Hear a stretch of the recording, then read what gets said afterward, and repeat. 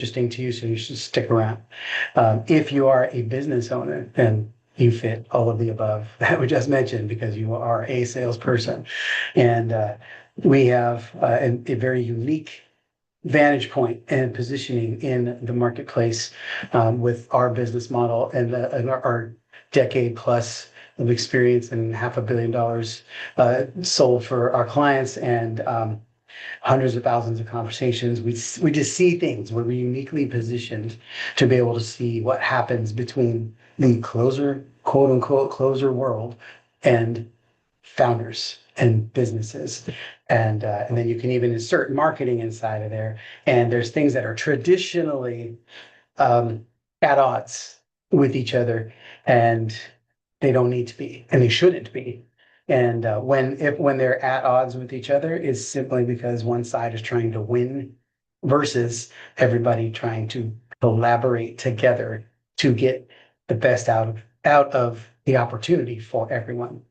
And it's interesting because when you hear people talk, everybody professes these things. Everybody professes altruism of types. But then when you watch the business model, it's like what you say and what you do don't line up. As my friend Susie Carter says, your tongue in your mouth is going this way, your tongue in your shoes is going this way. It's like they're not lining up. You're not doing what you're saying. You're not walking your talk, etc. And the whole objective here is the sales experience is not designed for the salesperson or for the company. It should be designed to deliver a fantastic experience, to deliver a powerful opportunity for somebody, whether they buy or not. They should go, wow, this was a great experience. This company's great. This founder is great. This salesperson is great. Wherever you fill in the blank, but they should walk away feeling like they were served no matter what. And far too often that's not the goal. So this conversation that we're in right now, this is number 4 out of 4 conversations that we've had. We're probably going to continue to have them on a conversation with us to you. And we are the main focus here on this thread is not to bash salespeople, and this is not a sales training. This is not what this is about. This is really understanding the dynamic tension that exists between sales people and businesses and founders. And there's a lot of misconceptions, promises being made that aren't real, expectations that are just missed. And again, the main theme here is that businesses, founders always think that if I just throw enough salespeople at my pile of shitty leads, that magic is going to be the outcome. And that is just not the case. That's not how it works. And on the salesperson side, the conception and perception is that I deserve as a closer, this is why we're talking very specifically about the closer industry. The closer industry believes that the only real mission, the only reason you need to show up is when somebody is a highly qualified buying opportunity that shows up on your calendar.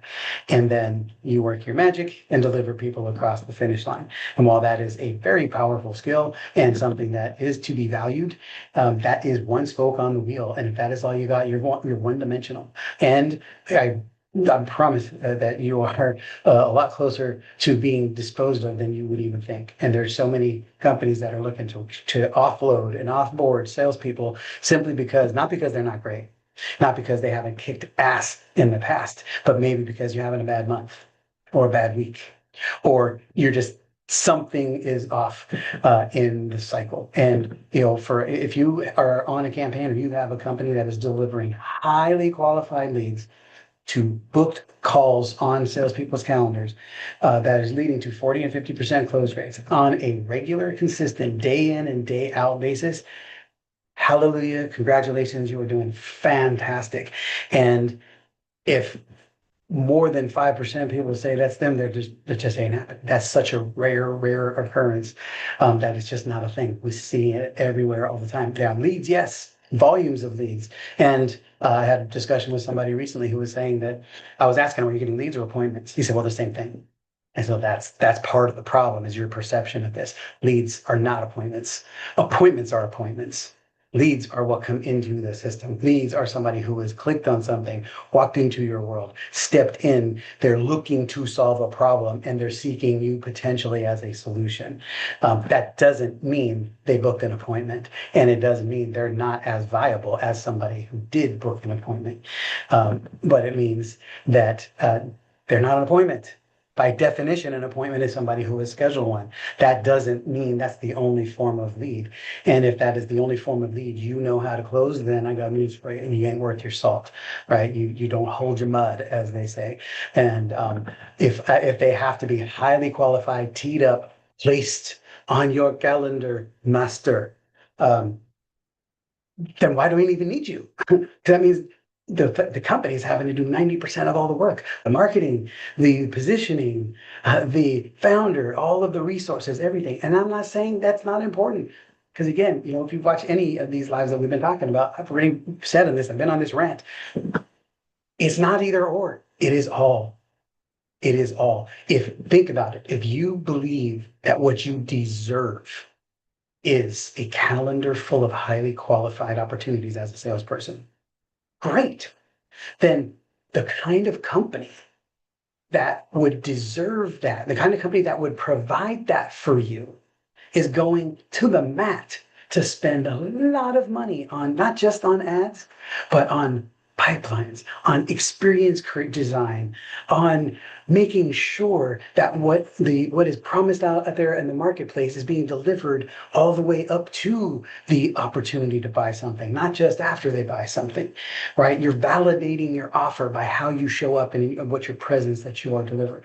So if you believe as a salesperson that you deserve that kind of opportunity, then just take one step back and look out and say, okay, what the company that goes to all of those measures to create such an experience for you so that you can have high opportunities to be able to convert consistently and predictably at high levels. Doesn't that same company deserve everything you've got, not just your ability to close a sale that has been teed up for you, but the ability for you to be able to turn leads into appointments and close opportunities? Because they've done everything that they can. And guess what? Every single day, we all know, if you've been in the ad game for any measure of time, that leads and qualifications, qualified opportunities, messaging, stuff changes every day. Right? Whether you're putting in where your Google ads and algorithms and Facebook, they like to mess with all of the structure all the time because they want to be the one in control. They want to be the one in charge of this thing here. So they're always moving and testing and tweaking and shifting because they don't want you to just set it and forget it. They want you to be engaged with the platform, engaged with the people in the platform, engaged all the time, enhancing relationships. So you might be crushing it on a specific ad campaign or with a sequence of some kind, and then all of a sudden the algorithm changes, and it takes a day or a week or a month for the ad team to get things synced back up to be humming, because they're still now maybe popping leads, but maybe they're more expensive leads now, or they had to shake some things up to get it back to the level of smooth operation that it was 3 weeks ago. And in that time, 25% of the lead flow dropped, or 50% of the lead flow dropped. And guess what? That means that a lesser number of those people are going to end up on your calendar as a salesperson, right? So this is something for you to be considering as a sales professional and as a business owner. You have to understand that's what's happening with the salesperson. They're like, whoa, this is great. And all of a sudden, like, holy crap, what happened? And so it's something that you have to there's a constant give and take. And you have to be able to say, instead of just, hey, where's my sales? Because that's what usually happens. Lead flow drops. What's the natural inclination for a founder?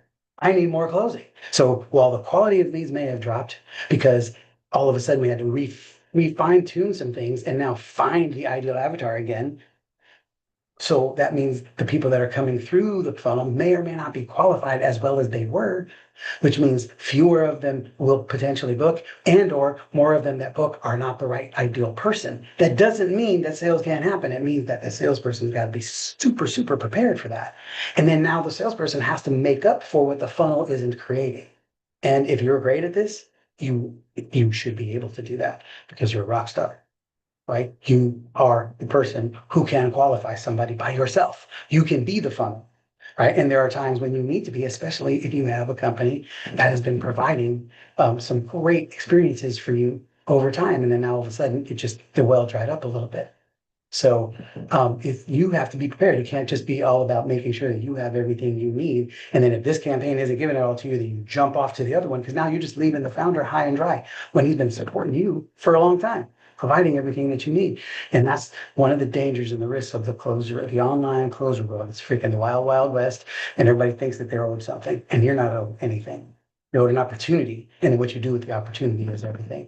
And if there's this constant yin and the yang. The founders believe that salespeople should be going to the mat for them. The salespeople don't believe the founders are going to the mat for them. Like, you got to do all you can to get me the support and everything that I need. But when a founder looks up and you see that people aren't calling the leads, people aren't working the pipeline effectively, people aren't going out of their way to create opportunities instead of just waiting all the time to close opportunities. Founders can get very, very sour and bitter on salespeople because that's what they're being shown as, treated as. And then salespeople are believing that everything, when you look at an agreement, you put an agreement together, it should always be in your favor. And that just isn't the case. We were having a conversation with Kevin Harrington, years ago, and talking about that very thing. He said, if both sides don't leave feeling like they gave in a little, it's not a great deal. If you walk away going, that was everything I wanted, remember, this burned into my brain when he was talking about it. He said, if that's not what happens in your conversations, Jim, I remember this conversation clear as day. I was driving into the airport here in Sacramento, and we were talking about it. He said, if you walk away feeling like, man, I crushed that, I got everything I wanted, he said, that's wonderful. Enjoy this deal because the likelihood is you won't get another deal from that person because you made no concessions. You didn't go give up a little bit to meet them where they are. So you should always be mindful, extremely mindful of what is the win for your counterpart and how do you make sure that what you bring to this equation is going to serve you, yes, and make them feel like you got them and you want them to win too.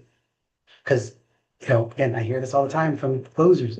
You'll know I win when when the sales end up in your bank account, because AKA, I don't want to do all your stuff. I don't want to be in your meetings. I don't want to have to do your stuff. I'm a 1099 entrepreneur and my job here is just to close sales. It's like, okay, well, that's wonderful. You better close every fucking one I put on your plate. Forgive my language, but come on.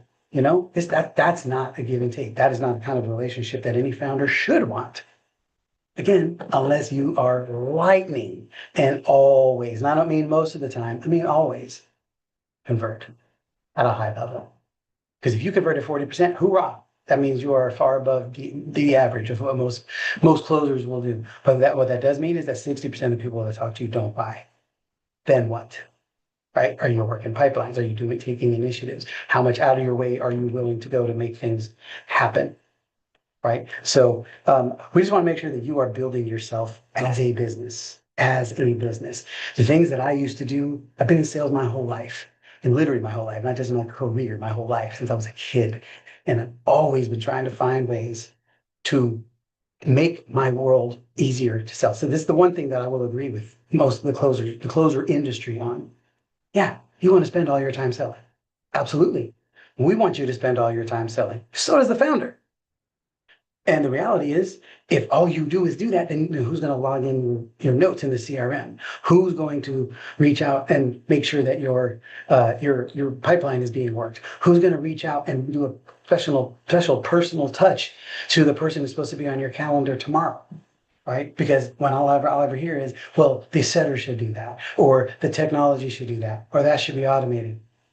Yeah, and you're the one making the sale. So what is your role in this? Right? What are you doing to make this stuff occur? So the point I was getting at is, yes, I agree. We want all of that for you. The part that's missing for most is that should be able to come from you. Right? All my days of selling. And I have my mortgage company. Before I had a mortgage company, I was just working in a mortgage office. I hate CRMs. I hated paperwork. This is what I do best. I'm at my best when I am just building relationships, speaking to people, speaking on stages, speaking in rooms, talking to people. This is where everything flows. And that's what I enjoy. That's what I'm good at. And that's when our company makes money. And what we need to be doing is what I learned early on is that the company still needed the documentation. They still needed the paperwork. They still needed compliance. They still needed all those things. So I took it upon myself out of my own commissions to hire my own assistants. I didn't wait for the company to provide it. When I started in mortgage, I saw how this was going to work right away. I wanted to take applications and hand it off to my processor because that way, as the best way to guarantee nothing would get screwed up. Because if it was left up to me, I was going to forget something or wasn't going to get done as fast because I didn't want to do it. So I procrastinated on it or I bottlenecked it or whatever. And so I created systems to make that go, and then I built processes around it, and then I made sure I had adequate support for people who would do it. If company's standard was we needed to get stuff updated in the database, back then it wasn't even CRMs, back then it was databases, then I hire somebody to do it so that they would do all my stuff. I would send them all my notes and they would get it all updated. That way I wasn't going to be the bottleneck, and I didn't want to be treated like a prima donna. I didn't want the company to think I'm so special that I don't have to update your notes and you have to wait for me. If everybody else has to upload them today, then you should have to upload them today, right? All of our years, we've hired, we've ran about 1,000 salespeople run through our company in the last decade plus for all the campaigns, the people that we have in our network. And we've had so many amazing, talented, awesome human beings, and they all stand out for different reasons. But there's a handful who are people that I would consider just absolute 10 out of 10 closer salespeople types. And the thing that I love about them all is they always took this approach that if this is what was necessary, they were going to do it. And these are people that I know that personally are running their own 7-figure businesses now. And when they were in our world, they were high caliber, high talent, rock stars. And they showed up for meetings and they filled out paperwork and they complied with the busy work. Right? They did everything that was requested of them, and they didn't argue and whine about, well, I'm not being paid enough. They figured, how do I optimize my comp plan? What do I need to do to make this work? And they wanted to look at the lay of the land, figure what's my solution, and what do I do to make it happen? That's what you do. You don't go, well, they don't have this for me, and they don't have that for me. What do you bring to the table? Right? So you need to be able to create your own environment, your own systems, tools, and structure that says, I know how to deliver the goods. Okay, and that's something that we have actually on the table for you here with something we are running next week called the Dollars in the Door Live Selling Week. And here's the deal. If you plan on making sales next week, just do this. Just do this. I'm just telling you right now, just do it because it's a no-brainer. The whole concept is we're going to get you in action. We're going to do live power hours, Monday through Friday next week, plus some other bonus sessions. The whole objective is we're going to run you like a sales team, essentially. We're going to help make sure that you are reaching out to the people who offers are pending and bringing deals across the finish line. You're going to have people who booked and canceled and need to be rescheduled. You're going to make sure you close the loops and get those people on the calendar. You're going to follow up with people who talked about referrals. You're going to reach out to people and get new people onto your calendar. You're going to have actions and activities that are going to have you in front of all the right people, whether you're a founder, business owner, or the salesperson, because guess what? You're all the salesperson. So if you're doing your own sales or your team is doing sales, this is all for anybody who's doing sales, which is whoever you are listening to this right now. Okay. And if you're going to be in that sales conversation, then just let us roll with you. Let us show you exactly what we do with our team so that you could show up as valuable, profit center, irreplaceable to the company that you are working with. And if you are a founder or a solopreneur doing this, then even better, because now you're going to start getting some of the systems in place that you can then hand off to somebody else when you hire them.